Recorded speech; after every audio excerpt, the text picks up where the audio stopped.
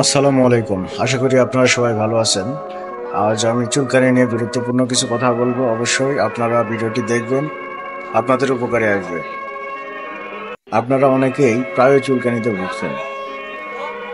আবহাওয়া পরিবর্তন, ধুলাবালি, গরমে ঘাম, এই সব কিছুই কি আপনার শরীরে চুলকানির কারণ হয়ে উঠছে? তাহলে এই ভিডিওটি আপনার জন্য। আজকে আমরা জানবো বাংলাদেশের আবহাওয়ার কারণে কি ধরনের চুলকানি ও অ্যালার্জি বেশি হয়, এর প্রকার, কারণ এবং প্রতিকার সম্পর্কে। তার আগে আপনারা যদি আমাদের চ্যানেলে নতুন হয়ে থাকেন তাহলে অবশ্যই আমাদের চ্যানেল সাবস্ক্রাইব করবেন, ফেসবুক পেজ ফলো করবেন এবং আমাদের ভিডিও যদি আপনাদের ভালো লাগে অবশ্যই লাইক, কমেন্টস এবং শেয়ার করবেন। তো চলুন শুরু করা যাক। চুলকানি বা অ্যালার্জি আসলে কি? চুলকানি বা অ্যালার্জি হলো শরীরের এক ধরনের প্রতিরোধ প্রক্রিয়া যা সাধারণত কোনো নির্দিষ্ট বস্তু, খাবার, পোকার কামড় অথবা পরিবেশগত কারণে হয়। এবার চলুন জেনে নেই বাংলাদেশের আবহাওয়া কি অ্যালার্জির জন্য দায়ী? হ্যাঁ, বাংলাদেশের গরম, আর্দ্র এবং ধুলাবালিযুক্ত পরিবেশ অ্যালার্জি ও চুলকানির অন্যতম বড় কারণ। তাহলে এবার চলুন জেনে নেই চুলকানি বা অ্যালার্জি কত প্রকার সে সম্পর্কে। সাধারণত বাংলাদেশে কয়েকটি ধরনের চুলকানি বা অ্যালার্জি বেশি দেখা যায়। তার মধ্যে যেমন 1 নম্বর, ত্বকজনিত অ্যালার্জি বা স্কিন অ্যালার্জি। একজিমা, শুকনো, ফাটা ও চুলকানিযুক্ত ত্বক। কন্টাক্ট ডার্মাটাইটিস, কেমিক্যাল, সাবান বা গহনার সংস্পর্শে অ্যালার্জি। ঘামাচি বা হিট র্যাশ, গরমে ঘাম জমে লাল লাল দানা ও চুলকানি।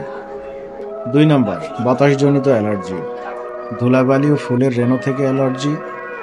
পোষা প্রাণীর লোম থেকে অ্যালার্জি। আর এই সমস্যাগুলো হলে সাধারণত যে উপসর্গগুলো দেখা দেয়, যেমন হাসি আসবে, মাথা চুলকাবে, চোখে পানি ও চুলকানি হবে। 3 নম্বর, চলুন জেনে নেই খাবারজনিত অ্যালার্জি, যেমন চিংড়ি, ডিম, দুধ, বাদাম, এছাড়াও বিভিন্ন রকমের খাবার থেকে চুলকানি হতে পারে। এবং এই ধরনের চুলকানির যে উপসর্গগুলো সাধারণত প্রকাশ পায়, যেমন ফুসকুড়ি হবে, চুলকাবে, বমি কিংবা পেট ব্যথা হবে। 4 নম্বর, পোকামাকড়ের কামড় থেকে অ্যালার্জি, যেমন মশা, পিঁপড়া বা অন্যান্য অনেক পোকামাকড় আছে যেগুলো কামড়ালে কামড়ের জায়গায় লাল হয়ে ফুলে ওঠে এবং চুলকায়। 5 নম্বর, ঋতু পরিবর্তনজনিত অ্যালার্জি, যেমন গ্রীষ্ম বা বর্ষায় ঘাম ও ফাঙ্গাসের কারণে, শীতে শুকনো ত্বক ও ঠান্ডা আবহাওয়ার কারণে। এবার চলুন জেনে নেই চুলকানির জন্য করণীয় কি সে সম্পর্কে। পরিষ্কার পরিচ্ছন্ন থাকা, সাবান ও ডিটারজেন্টে অ্যালার্জি থাকলে ব্যবহার বন্ধ করা, ঠান্ডা পানি দিয়ে গোসল করা, হালকা ও সুতির কাপড় পরা, প্রয়োজনে চুলকানির ক্রিম বা অ্যান্টিহিস্টামিন ওষুধ ডাক্তারের পরামর্শে গ্রহণ করা। এবার তাহলে চলুন জেনে নেই কখন ডাক্তারের পরামর্শ নেবেন সেই সম্পর্কে।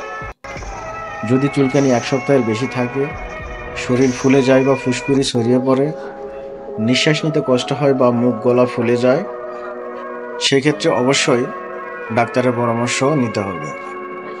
তো বন্ধুরা, চুলকানি বা অ্যালার্জি সাময়িক সমস্যা মনে হলেও অনেক সময় বড় অসুবিধার কারণ হতে পারে।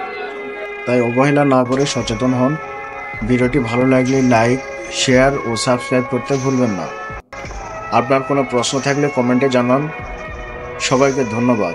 দেখা হবে পরবর্তী কোনো স্বাস্থ্য সম্পর্কিত ভিডিওতে। সবাই ভালো থাকুন, সুস্থ থাকুন। আল্লাহ হাফেজ।